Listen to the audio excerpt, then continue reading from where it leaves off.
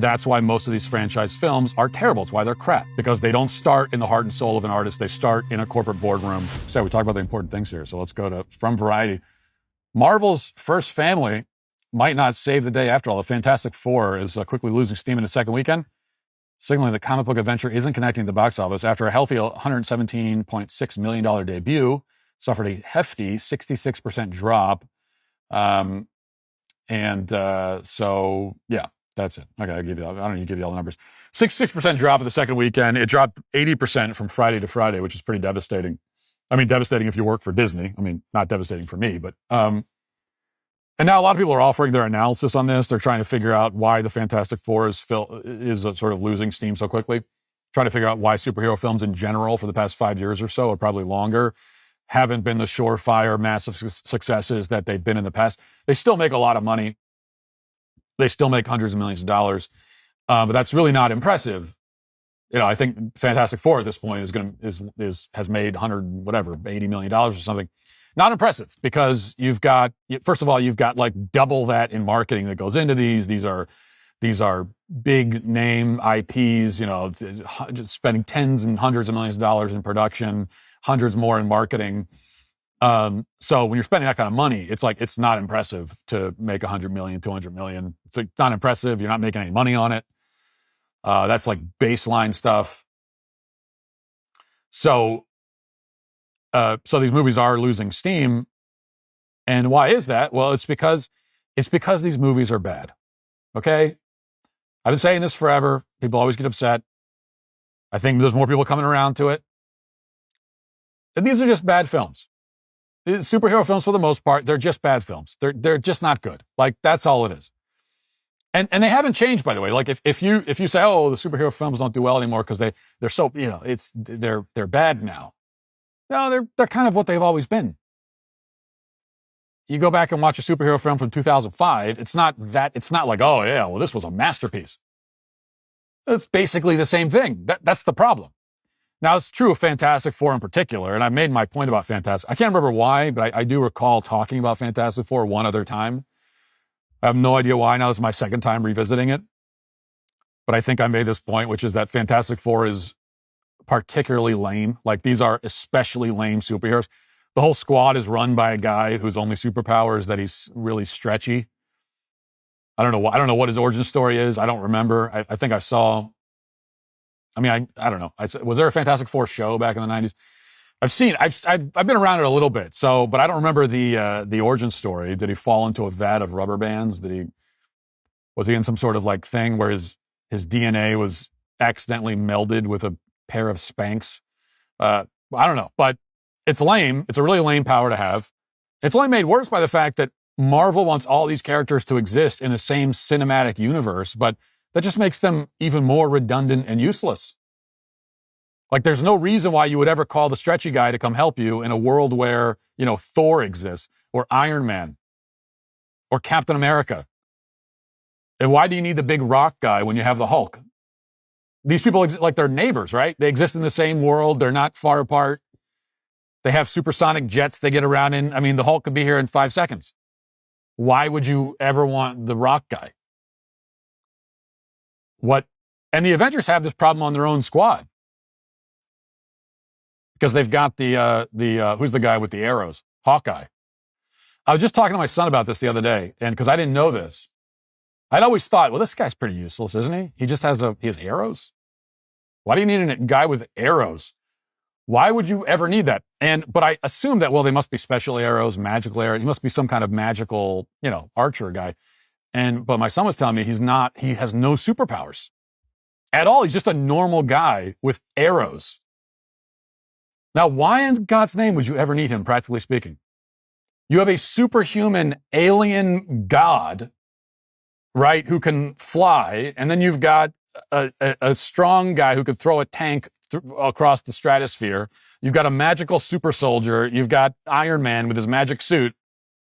In what scenario would you ever have those dudes, and they're facing something where they go, we need a guy with arrows for this. We need a guy who can shoot an arrow 150 yards. We need a guy that was in Boy Scouts and got the archery badge. So it doesn't make any sense. What was my point? Fantastic Four is lame. That's my point. And superhero movies in general are just not good films. And that's why the genre is dying, because these movies are shallow, they're repetitive, they're dull. It's the same thing over and over again. There's no soul, there's no heart.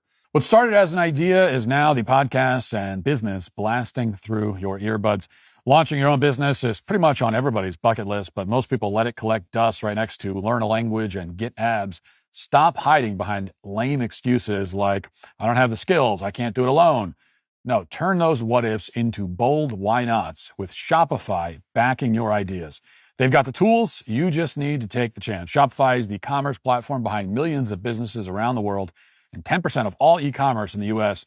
We even use it for our own Daily Wire shop to make sure things are running smoothly and efficiently so you can all get the goods. You might be asking, what if I can't design a website where I'm worried people haven't heard of my brand? Not a problem. Shopify's got you covered from the start with beautiful, ready-to-go templates that match your brand's style and help you find your customers through easy-to-run email and social media campaigns. And if you need a hand with everyday tasks, their AI tools created specifically for commerce can help enhance product images, write descriptions, and much more. Plus, their award-winning customer support is available 24/7 to share advice if you ever get stuck. Turn those dreams into and give them the best shot at success with Shopify. Sign up for your $1 per month trial and start selling today at shopify.com/Walsh. Go to shopify.com/Walsh, shopify.com/Walsh. That's really what it is. There's no soul or heart to this. If there was anything beneath the surface, if the genre if there was anything really there, if there was any real art to it, then the genre would last more than 15 or 20 years, but it hasn't. Okay, think about Westerns, right? Westerns were a really popular genre for like 40 or 50 years, and they fell off only because Hollywood stopped making them, not because people lost interest, not because the genre ran out of gas. It's just because Hollywood decided they don't want to make them anymore. Or they decided that if they do make them, they have to make them super politically correct, and you need to have a boss babe hero, and you need the Indians to all be good guys.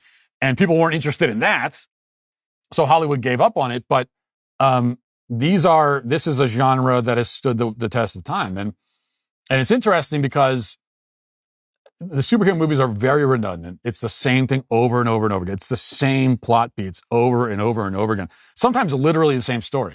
How many times are they going to show the origin story of these guys? Like, how many times do you need to see that? How many versions of that do you need? It's the same story over and over again. But then you think about something like Westerns, and you could point out that, well, I'm a big Western fan, and Westerns can be, they follow a formula too. They're pretty formulaic, or they can be. Very similar beats. A lot of Westerns feature the brooding loner guy, right? A lot of them end with the big shootout at the end. Often you've got a bad guy who's trying to kick somebody off of their land. I mean, this was the formula way back with Shane in the 1950s, and now here we are 70 plus years later, and when a Western is made, it's the same basic formula. And I love the formula. I've seen 100 Westerns that all have that same formula. I love every single one. I've seen them all multiple times. And why is that? It's because there's they have heart. They have a soul. Like, they're actual films. These are works of art. There's humanity to it, right? And that's why it stands the test of time. It feels like something real, like, right? It feels like art. It feels like cinema. And these superhero movies are just not. It's like Scorsese said, they're theme park rides. Scorsese, who I think knows a thing or two about making great films, one of the greatest filmmakers of all time, and it doesn't mean he's right about everything, but he was right about this. And when you've got a guy like that who's, and that should, filmmakers it's not often that you'll hear them just writing off entire genres. They don't typically do that. Usually filmmakers love films. They love all genres.